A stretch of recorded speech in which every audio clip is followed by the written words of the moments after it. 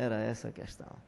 Então, como aproveitar desses elementos da natureza para esses diálogos com a vida e com a existência? É só uma suspeita, tá? Uma suspeita. Não estou dizendo que o Caim e o Abel não existiram, tá certo? Agora, por mais que o Caim e o Abel tenham existido, eu tenho a suspeita que o narrador, quando trouxe para a história o Caim e o Abel, ele não estava se referindo só a um homem e o seu irmão, ou a dois irmãos. O Caim é o primeiro filho e cuida da agricultura. Né? A sobrevivência do Caim à agricultura. Por isso que o seu culto tem a ver com elementos da agricultura. O Abel é o segundo filho.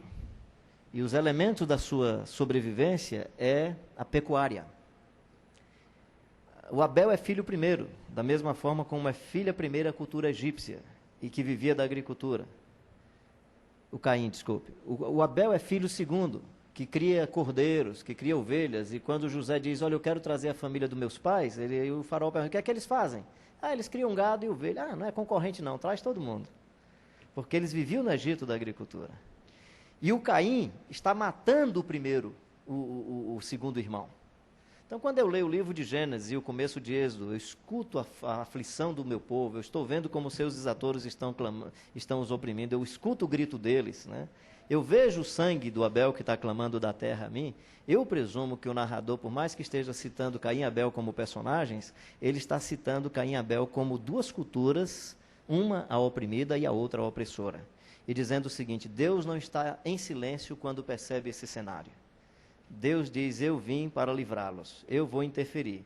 Mas Deus não desce, né? Deus vem através de alguém, Deus chama Moisés. E diz, Moisés, tem uma cultura e um povo dominando o outro, alguém tem que libertar esse pessoal. Então, Moisés, vai lá e faça isso. Então, tem gente oprimindo gente na nossa conjuntura, no nosso contexto. Ainda tem muito sangue dos nossos irmãos clamando, e Deus chegando para os Caíns opressores, ele... Eu nem sei, onde é que está, quem é meu irmão, onde é que está, cadê teu irmão? Né? Nós não damos notícia deles. Né?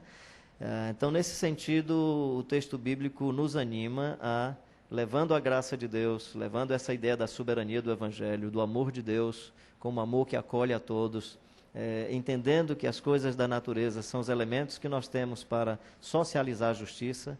A oração do Pai Nosso é também do Pão Nosso. E aí, se o Pai Nosso é transcendente, é místico, é sobrenatural, é subjetivo, Pão Nosso é concreto. E aí, pão pode ser socializado ou acumulado. E qualquer bem socializado ou acumulado, ele passa a ser um bem político. Nós precisamos tomar decisões sobre o bem.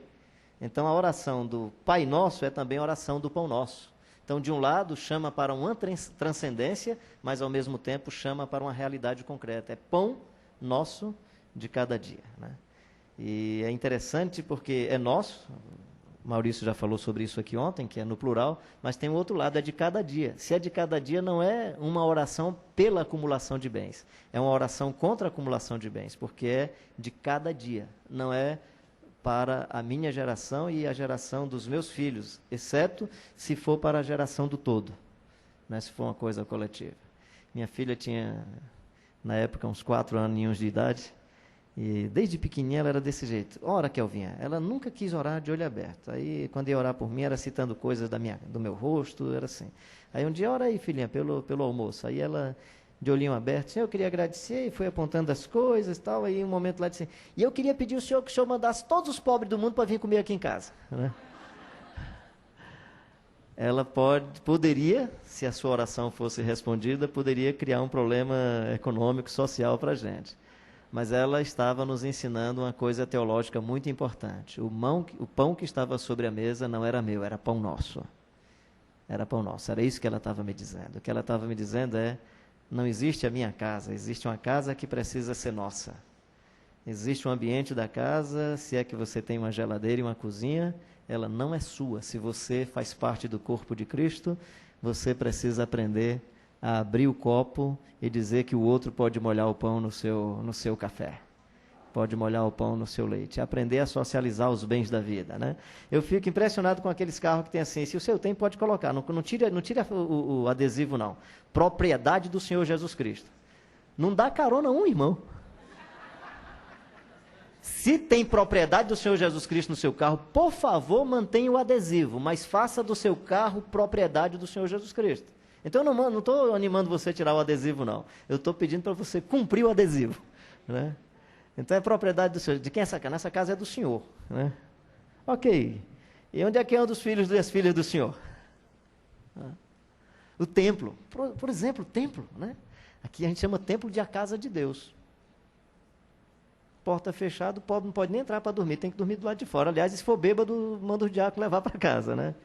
Eu conheço um templo, e eu quero citar isso aqui, conhecido de alguns irmãos e irmãs que estão aqui mais longe me ouvindo, né?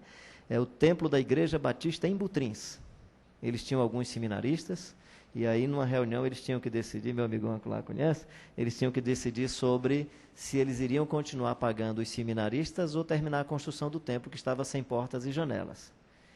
E por uma abençoada coincidência, ia passando à noite um carro. E eles decidiram que iam apoiar os seminaristas e não colocar as portas e janelas. Naquele momento, eu continuar mantendo os seminaristas. Não é uma igreja rica, é uma igreja no bairro de Olinda, chamado Butrins, uma comunidade pobre. E, coincidentemente, por isso que eu digo abençoada coincidência ou providência divina, um caminhão de coleta de lixo ia passando, deu um pane, um problema naquela noite. E aí o motorista e os trabalhadores viram aquele templo sem porta e sem